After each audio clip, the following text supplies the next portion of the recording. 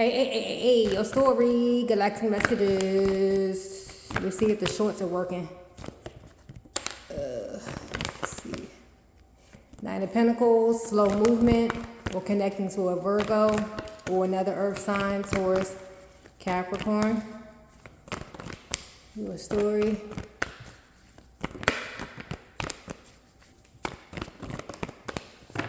Bottom of the deck.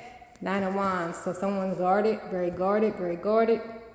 We have the Devil and the Knight of Pentacles, so Capricorn energy doubly strong here. Moving away from, things that feels tied and bound or obsessive or lusty, things that are very toxic you could be moving away from slowly but surely.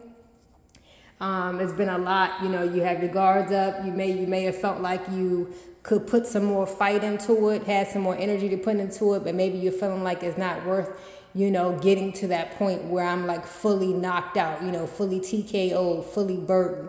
Maybe I don't have to wait until I'm fully burdened or overworked or overwhelmed before I let it go. Maybe I can just let this go now, make a change, an abrupt change and go into a new direction, take a detour, take a detour and go in another direction altogether. Or maybe you were following some sort of detour to get back to the same path that always leads you back to destruction. You're like, I don't have to do that, all cried out, I'm picking up on. So the Tower and Ten of Swords is like, I'm tired of this. I'm going to go and basically uproot myself or uproot this situation, create the necessary destructions that I need to in order for me to move into a new direction. I'm tired of this particular path. Over here, we have the Chariot and the Seven of Wands. It's like Seven of Wands is like, should I block this?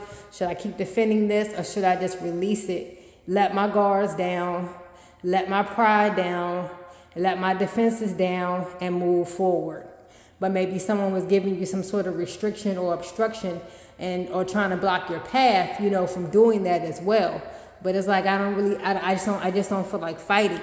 What are you not seeing in this situation, regardless, whether it's you or the other party, is that you could have surrendered, or you can surrender. You don't have to defend yourself on every end.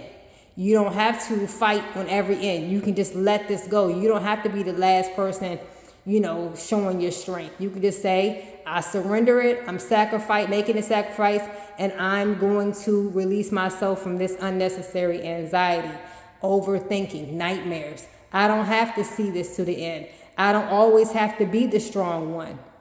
I don't have to say like I'm the most reliable. I'm the one that sees things through the end.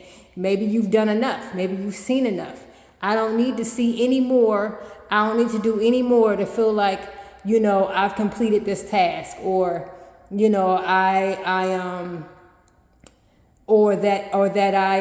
the word? Like, I don't have to do this next step or fight the good fight to feel like that I didn't accomplish anything. Maybe what I've endured so far is enough. Maybe what I've learned so far is enough.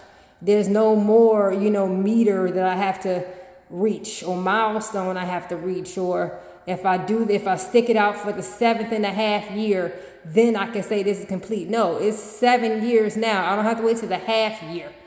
I'm completed now. I've done enough now. Ace of Pentacles, King of Pentacles. Someone maybe wanted to offer some sort of new practical new beginning here. Or you have your eye on a particular prize, or this other party does. And maybe in your mind, like I said, you felt like only if I reach this particular milestone, or only if I touch this particular, point on my passport, or only if I stuck it out for this long, then I would surpass what my parents did, or what my grandparents did, or the only one in my family did. But maybe you forgot what you've already accomplished so far. Or maybe it's just, enough is enough. Sometimes you have this certain goal in mind, and if you don't reach that particular goal, your mind tells you, I'm not satisfied. It's not satisfied. But sometimes you have to reprogram that and say, it's enough, and we're going to be satisfied with it. So it's seeing through the confusion, it's exploring other options. And it's okay if you explore other options. It's okay that you're not the first one to see your marriage through, or it's okay if you've never been married. It's okay if you're the one that don't have children. It's okay if you don't want to be the strong auntie or uncle anymore. It's okay if you've been in a marriage for 50 years and now you don't want to do it anymore, even though it's been 50 years and you put a lot of time in. It doesn't matter.